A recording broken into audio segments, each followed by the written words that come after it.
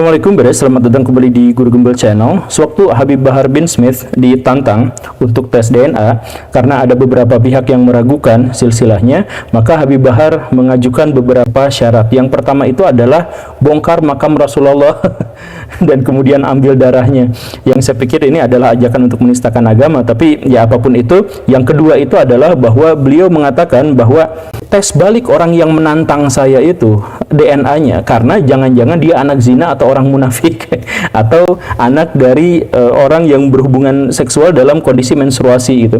Ya karena menurut beliau ada sebuah hadis yang menyebutkan bahwa siapapun yang meragukan silsilah kenabian atau kemuliaan dari silsilah kenabian, maka orang itu pasti orang munafik atau orang anak zina atau orang yang lahir dari hubungan seksual di kala menstruasi. Nah, bagaimana ceritanya ada hadis yang semacam itu? Kenapa beliau menyebut itu adalah sebuah hadis? Ya kan nggak mungkin juga Nabi itu. Jadi orang-orang yang sudah terbiasa untuk membaca buku-buku hadis, kitab-kitab hadis itu pasti akan menyadari bahwa bahasa Nabi itu nggak kayak gitu, dan memang nggak gitu. Tapi setelah ditelusur ternyata ya memang ada, ternyata berasal dari riwayat Imam Baihaqi. Walaupun saya meragukan beliau membaca langsung dari kitab yang dimaksud, saya duganya beliau itu membaca kitabnya Imam Jalaluddin As-Suyuti. Jadi Ihyaul Mayyit fi Fadail Ahlul Bait itu yang saya duga tuh yang kecil, yang pendek itu. Nah, hadis itu sebenarnya adalah hadis palsu. Penjelasannya itu adalah yang pertama bahwa hadis itu ahad, gorib. Jadi hadisnya hanya diriwayatkan oleh satu orang, satu jalur, itu nggak ada yang lain, dan dari jalur itu putus-putus. Bahkan ada beberapa yang putusnya itu berurutan gitu. Yang dengan demikian secara sanad ini tidak mungkin bisa diterima sebagai hadis. Kalaupun mau diterima, ini adalah hadis doif gitu ya. Nah, ditambah lagi hadis ini secara kalimat, isinya, kontennya itu juga bermasalah, yaitu menyebutkan bahwa dia pasti anak zina gitu, atau kemungkinannya dia anak zina. Nah, dalam Islam itu menuduh orang lain berzina tanpa ada bukti dan tanpa ada saksi, itu salah satu dosa yang paling besar. Jadi nggak mungkin Nabi Muhammad mengatakan hal yang seperti itu tuh nggak mungkin. Nah, jadi secara sanadnya doif gitu ya, secara kontennya itu juga ternyata bermasalah. Jadi para ulama kemudian menyebut bahwa ini adalah hadis yang palsu. Ya, tapi bagaimana ceritanya hadis yang palsu ini digunakan untuk melindungi silsilah atau melindungi kemuliaan Habib Bahar? Lalu ada hadis palsu yang lain yang sering juga dilontarkan sama beliau, yaitu siapapun yang menolak Ahlul Bait atau siapapun yang membenci Ahlul Bait, dia termasuk orang Yahudi. Ini hadis palsu juga baraya. Jadi sebenarnya hadis ini diriwayatkan oleh Imam Tabrani, tetapi beliau sendiri menyebut bahwa ini adalah hadis doif. Dan setelah ditelusur oleh ulama-ulama yang lain, diketahui bahwa ini bukan hanya hadis palsu, tapi ini adalah hadis mungkar, hadis palsu gitu. Bukan hanya hadis doif, tapi hadis palsu, maaf. Nah, saya bukan seorang yang suka mendengar ceramah-ceramahnya Pak Habib Bahar bin Smith, tetapi dari sedikit ceramah yang saya ketahui, saya melihat begitu banyak hadis palsu yang dia ceritakan gitu, yang dia sebarkan. Kok bisa seperti ini? Dan yang lebih uniknya lagi adalah semua hadis-hadis palsu dan hadis-hadis doif yang beliau keluarkan itu adalah hadis yang berhubungan dengan hadis yang berhubungan dengan kemuliaan nasab dirinya gitu. Jadi semuanya itu adalah untuk membela dan mendukung nasab dirinya gitu. Nah, ini kan bermasalah. Jadi kalau misalkan saya jelasin baraya, orang-orang NU itu sering sekali menyampaikan hadis-hadis doif gitu. Tetapi biasanya hadis-hadis doif itu oleh orang NU digunakan untuk fadail amal, untuk menyemangati kita dalam beribadah gitu. Dan mereka itu selalu mengatakan bahwa ini adalah hadis doif. Biasanya orang NU kan mengatakan, walaupun hadis ini doif, tapi nah ini penting baraya, karena apa? Karena menyampaikan hadis doif tanpa disebut hadis itu doif atau palsu, maka itu terlarang, benar-benar terlarang, tidak boleh dikatakan seperti itu. Karena berurusan dengan hadis itu berurusan dengan agama, kita nggak boleh main-main terkait dengan masalah yang seperti ini gitu.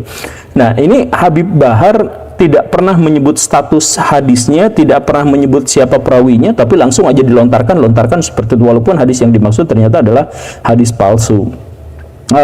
Satu hal yang harus digarisbawahi dalam hal ini adalah baraya, kalau kita menyebarkan hadis palsu itu sudah fix neraka, itu sudah fix, karena memang ada hadisnya yang menyebutkan seperti itu. Bahkan di zaman Umar itu sempat hampir memenggal Abu Hurairah karena Abu Hurairah itu kan salah satu perawi hadis yang paling terkemuka, dan hadisnya itu paling banyak di antara semuanya, sampai 4 kali lipat lebih banyak dari yang diriwayatkan oleh Aisyah, dan 10 kali lipat dari yang diriwayatkan oleh Umar sendiri. Gimana ceritanya Abu Hurairah yang hidup hanya 4 tahun bersama Nabi tapi meriwayatkan hadis yang paling banyak gitu? Kenapa bisa seperti itu? Umar curiga pada waktu itu sampai mau menebas batang lehernya Abu Hurairah, tapi Abu Hurairah langsung mengatakan bahwa langsung mengeluarkan sebuah hadis, siapa yang berdusta atas namaku, atas nama Nabi Muhammad, maka siap-siap tempatnya itu ada di neraka. Nah, Umar langsung tidak jadi memenggal Abu Hurairah karena ternyata Abu Hurairah pun tahu hadis ini, sehingga Abu Hurairah tahu konsekuensi kalau mau menyebarkan hadis palsu gitu. Maka Umar tidak jadi gitu. Nah, dari situlah maka semua ulama bersepakat kalau misalkan ada hadis dan itu adalah hadis yang dicurigai palsu atau dicurigai doif, maka tidak boleh disampaikan, karena siapapun yang menyampaikan hadis palsu itu maka sudah pasti itu masuk neraka. Kan ceritanya seperti itu. Makanya orang-orang NU itu selalu bilang walaupun hadis ini doif gitu, selalu dikatakan seperti itu. Makanya Imam Mazhab, jadi berarti gini, di antara Imam Mazhab fikih yang 4 itu ada satu yang paling irit dalam mengeluarkan hadis atau menggunakan hadis sebagai rujukan. Siapa itu? Imam Abu Hanifah. Jadi di antara imam-imam mazhab, salah satu yang paling senior Abu Hanifah justru yang paling sedikit menggunakan hadis. Beliau kemudian hanya menggunakan Quran, atau Quran itu ditafsirkan atau menggunakan logika, itu saja. Hadis sedikit sekali beliau gunakan. Kenapa seperti itu? Karena di zamannya dan di kota itu, di kota Kufah, di kota tempat beliau ada itu hadis-hadis banyak yang palsu, banyak yang percampur hadis asli dan hadis palsu, dan metodologi untuk memverifikasi hadis pada waktu itu belum matang. Karena matangnya itu di zaman Syafi'i, di zaman satu generasi setelah, atau bukan satu generasi, karena Imam Abu Hanifah meninggal, Imam Syafi'i lahir gitu. Nah, Imam Syafi'i lahir, barulah matang di situ metodologi kritik hadis, sedangkan di zaman Abu Hanifah itu belum. Nah, karena itu, walaupun sudah banyak masuk pengetahuan Imam Abu Hanifah terhadap hadis itu sudah mencapai sekitar 800.000 hadis, tetapi beliau sedikit sekali menggunakan hadis. Lebih baik menggunakan akal. Karena apa? Karena mendingan pakai akal, pakai istihad, daripada menggunakan hadis kemudian ketahuan bahwa hadis itu adalah doif atau palsu gitu. Jadi mendingan pakai logika daripada pakai hadis palsu gitu. Itu udah jadi kesepakatan bersama para ulama di seluruh dunia gitu. Jadi nggak boleh kita baraya itu menggunakan hal-hal yang semacam itu.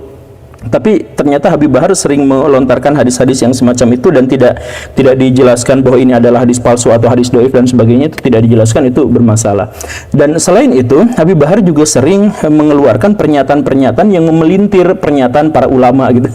Di antaranya adalah berguru pada Habib terbodoh itu lebih utama daripada berguru pada 70 ulama. Waduh. Jadi ini sebenarnya sangat bermasalah dalam hal perbandingannya aja udah salah gitu. Jadi ada dikotomis di situ antara alim ulama dengan keturunan Nabi gitu. Di situ aja udah jadi masalah. Tapi yang jadi lebih jadi masalah lagi kan sebenarnya ini adalah pernyataan yang anggaplah ya ini adalah pernyataan dari Ibnu Hajar Al-Haytami gitu ya, anggaplah seperti itu. Tapi kan pernyataan ini sudah jelas-jelas melanggar Quran dan Sunnah. Jadi harus kita abaikan saja. Ini kenapa, bagaimana ceritanya langsung disebutkan. Tapi apapun itu, sekali lagi saya selalu menekankan bahwa ucapannya tentang hadis, tentang ulama, tentang apa, pasti berhubungannya itu dengan kemuliaan Habib gitu. Jadi pengen diangkat kehabibannya itu begitu. Atau misalkan kan beliau itu pernah disidang gara-gara menggebuki murid santrinya sendiri gitu. Kenapa murid santrinya digebukin? Alasannya itu adalah karena murid santrinya itu nyamar jadi Habib Bahar. Kemudian dia di pengadilan beliau mengatakan bahwa menurut Imam Malik orang yang menyamar jadi Habib itu harus dipukuli, kemudian dipenjara lama sekali. Dia kan argumentasinya seperti itu. Ini kan sebenarnya pemelintiran terhadap pernyataan dari Imam Malik. Jadi sebenarnya Imam Malik itu pada waktu itu mengatakan seperti ini. Di zaman Imam Malik itu banyak pemberontakan terhadap pemerintah. Memang pemerintah pada waktu itu zalim gitu ya.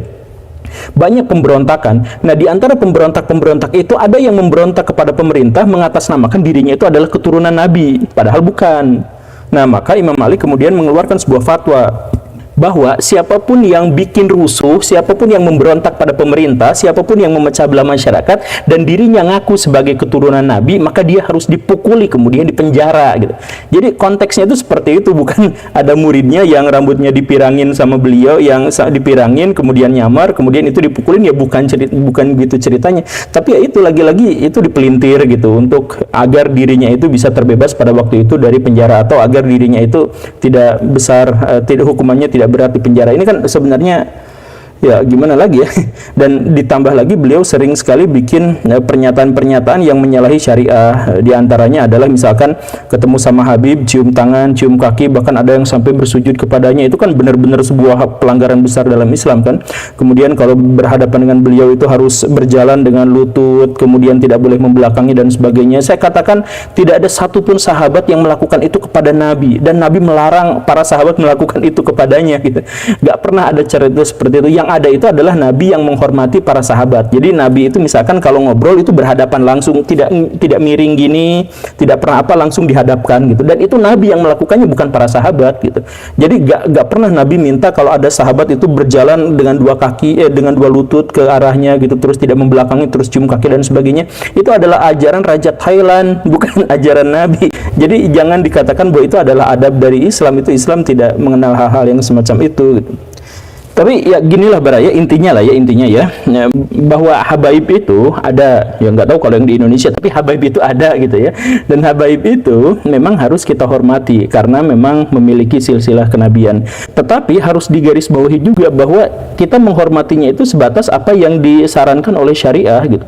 Contohnya misalkan begini, Hasan bin Ali, cucunya Ali bin Abi Thalib, itu pernah mengatakan, jadi ada yang nyanjung-nyanjung dia, terus dia tuh marah-marah, kamu kenapa nyanjung-nyanjung saya seperti itu? Jangan hanya gara-gara saya itu keturunan Nabi kemudian kamu menyanjung seperti itu. Cintai saya sebagai ahlul bait dan karena kami taat kepada agama. Tetapi bencilah kami kalau kami tidak taat pada agama, kalau kami bermaksiat gitu. Jadi maksudnya apa? Ini kan sesepuhnya para habaib ya, cucu Ali. Nah, maksud dia itu adalah karena kalau misalkan seseorang itu melakukan kemaksiatan, ya dia maksiat saja. Tapi kalau keturunan Nabi melakukan kemaksiatan, maka maksiatnya itu double dosanya karena dia bermaksiat dan karena dia bawa-bawa nama Nabi, kan begitu. Makanya kata beliau, cintai kami sejauh kami mendukung syariah dan bencilah perbuatan-perbuatan kami kalau kami menyangkal syariah. Kan seperti itu. Itu penjelasannya tuh seperti itu. Jadi jangan dijadikan hanya gara-gara ini adalah silsilah kenabian dan sebagainya kemudian lepas dari hukum, kemudian berhak untuk melakukan hal-hal yang semacam yang jahat-jahat dan sebagainya. Itu nggak boleh seperti itu gitu. Dan jangan juga dibelain. Jadi kalau misalkan ada habaib yang salah, ya tegur saja, karena bagaimanapun kesalahannya itu bisa berlipat ganda dosanya karena alasan-alasan yang tadi itu. Ingat Baraya, ketika menjadi habib itu dia tidak maksum, dia tidak terbebas dari dosa, dia bisa curang, dia bisa jahat, dia bisa kafir bahkan. Dan banyak nabi-nabi yang keturunannya itu juga kafir, itu juga biasa, sudah diakui. Nah, yang paling penting kita hormati, tapi jangan pernah berikan kepada mereka privilege untuk urusan hukum, privilege untuk urusan-urusan yang lain. Ingat, jika Fatimah mencuri, maka Nabi sendiri yang akan memotong tangannya. Redaksi yang lebih panjang dari hadis itu adalah umat sebelum kalian itu hancur berantakan gara-gara apa? Ketika ada orang memiliki privilege tertentu karena orang dia mulia, karena orang itu apa? Ketika dia melakukan kemaksiatan dibiarkan, tapi kalau ada orang rendahan, orang bawah, orang miskin melakukan kemaksiatan, dia langsung dihukum. Itu adalah yang membuat sebuah bangsa itu menjadi hancur. Jadi kalau misalkan ada habib melakukan tindakan kriminal, ya hukum saja. Kalau ada dia di antara mereka yang melanggar syariah, ya tegur saja. Tidak ada privilege untuk dia dilonggarkan dalam melakukan kemaksiatan, ya tidak ada seperti itu. Oke, Baraya, itu saja ya. Terima kasih karena sudah menyimak. Saya Guru Gembul. Assalamualaikum warahmatullahi wabarakatuh.